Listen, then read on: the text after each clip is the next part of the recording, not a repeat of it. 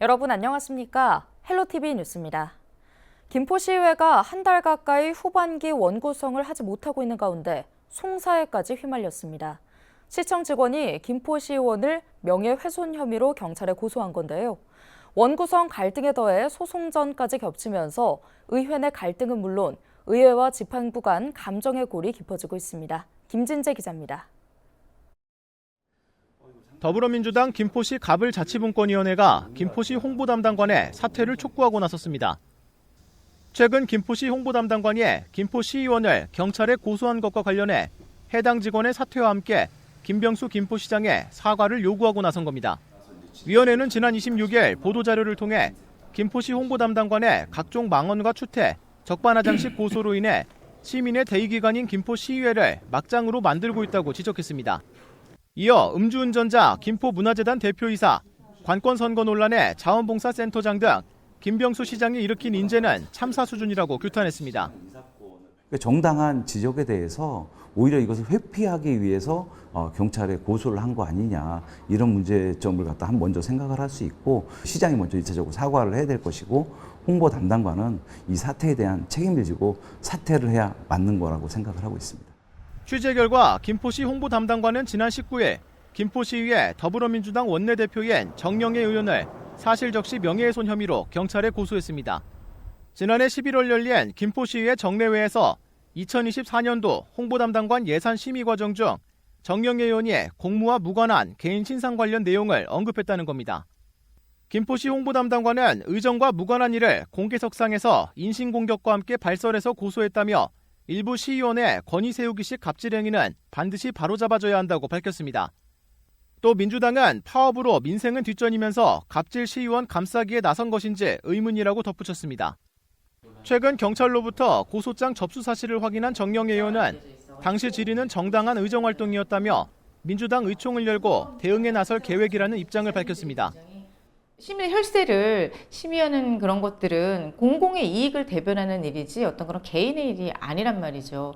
그런데 그런 질의 과정에 있었던 것들을 명예훼손으로 고소한다면 어떤 시의원이 시민들의 알 권리를 위해서 이렇게 질의를 하고 그런 상임위 활동을 할 수 있겠습니까? 한편 김포시의회는 후반기 원구성 방식을 두고 지난달 말부터 여야가 입장차를 좁히지 못해 개점 휴업 상태가 이어지고 있는 상황입니다. 의회 내 여야 갈등에 더해 시 집행부 직원이 시의원을 고소하고 나서면서 한 달째 제자리 걸음인 김포시의 원구성에도 차질이 불가피할 전망입니다. 헬로티비 뉴스 김진재입니다. 부천시의회 국민의힘이 해외 출장을 이유로 최근 열린 임시회 본회의에 불참한 조용익 부천시장을 규탄했습니다. 부천시의회 국민의힘은 29일 성명서를 내고 제278회 임시회 출석 요구를 받은 부천시장이 본회의에 불참한 것은 의회 정치와 부천 시민을 무시한 처사라고 밝혔습니다. 또 폭염과 호우 등 여름 자연재해로부터 시민의 안전을 책임져야 할 시장이 본회의도 불참하며 해외 출장을 강행한 것은 부끄럽고 무책임한 처사라고 비판했습니다. 그러면서 조 시장은 이미 지난 5월 열흘간의 일정으로 덴마크 소각시설 벤치마킹을 이유로 해외 출장을 다녀왔지만 성과가 보이지 않았고 시정을 챙기지 않아 시민들의 우려를 사고 있다고 지적했습니다. 조용익 부천시장은 지난 22일부터 다음 달 4일까지 미국 서부 라스베이거스, 피닉스, 베이커스필드 등을 거쳐 동부, 뉴욕과 보스턴 등을 순회하는 해외 출장 일정을 진행하고 있습니다. 김포시가 민선 7기에서 건축 허가를 낸 구례동 데이터센터에 대해 착공 신고 반려를 결정했습니다.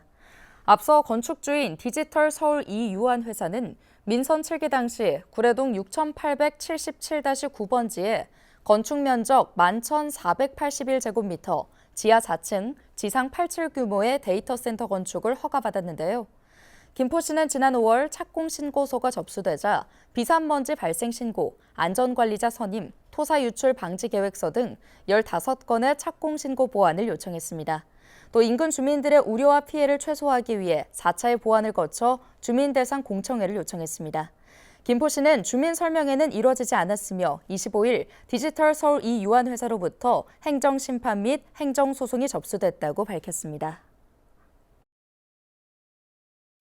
피서가 절정을 맞았는데 동해안은 독성 해파리 때문에 골머리를 앓고 있습니다.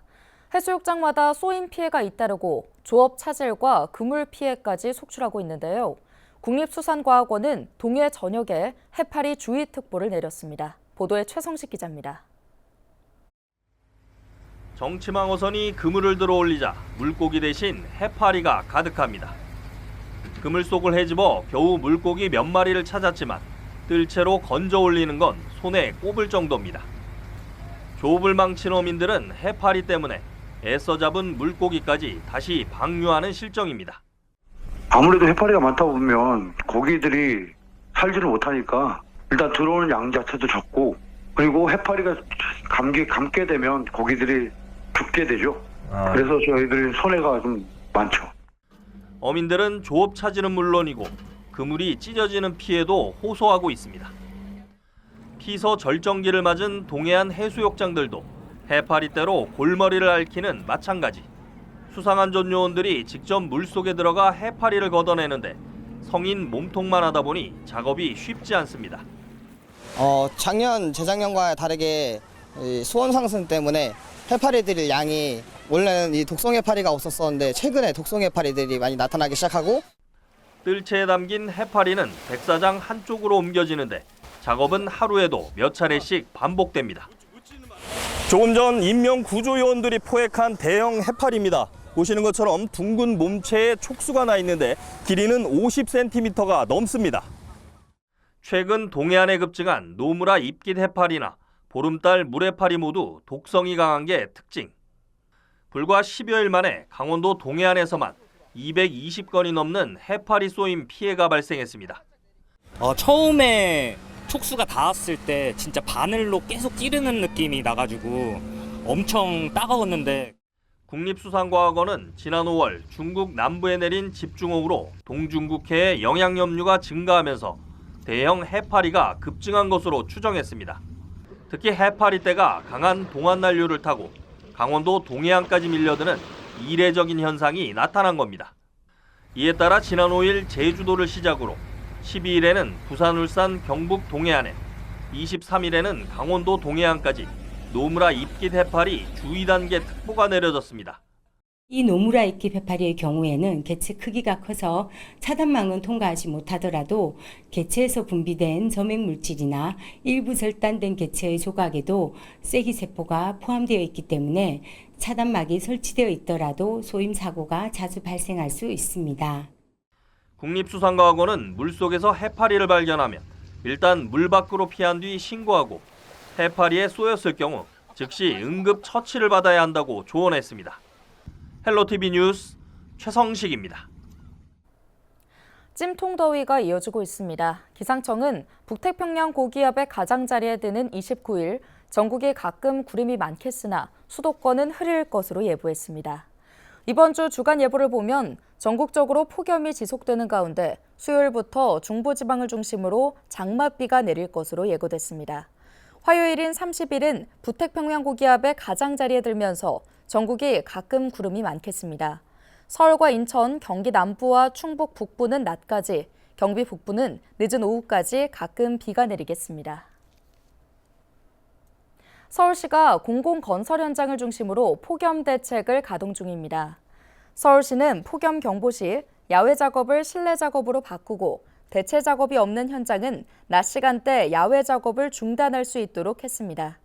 또 이 같은 조치로 작업 시간이 줄어도 근로자 임금이 줄지 않도록 임금 보전 정책도 시행합니다. 서울시는 민간 건설 현장을 대상으로도 폭염 안전 수칙을 제대로 시행하는지 점검을 이어갈 예정입니다. 서울시가 식당이나 카페에서 사고가 났을 때 법률상 배상 책임과 치료비를 보장해주는 웰컴키즈 안심보험 가입 신청을 받습니다. 웰컴키즈 안심보험은 음식점이나 카페 사장 누구나 들 수 있는데요. 영업장 내에서 사고가 발생했을 때 치료비 등을 사고당 최대 2천만 원까지 보장합니다. 운영자 과실은 아니지만 도의적 책임으로 영업장 내에서 사고가 발생했을 때 종업원이 다쳤을 때도 보장받을 수 있습니다. 보험료는 일반 음식점 면적 100제곱미터를 기준으로 2만 5천 원이며 한화 손해보험을 통해 가입할 수 있습니다. 주민세 전자송달과 자동납부를 신청하면 주민세 할인 혜택이 있습니다. 서울시는 7월 31일까지 주민세 전자송달과 자동납부를 신청하면 1,600원을 할인받을 수 있다고 밝혔는데요. 납부 기한은 9월 2일까지로 전자송달과 자동납부를 모두 신청하면 주민세가 6,000원에서 4,400원으로 할인됩니다. 둘 중 800원, 둘 다 신청하면 1,600원이 할인됩니다. 전자송달과 자동납부는 서울시 인터넷 세금납부 시스템에서 신청할 수 있습니다. 전자송달만 신청하는 경우에는 간편결제 앱이나 신용카드 앱에서 신청하고 해당 앱을 통해 전자고지서를 받을 수 있습니다.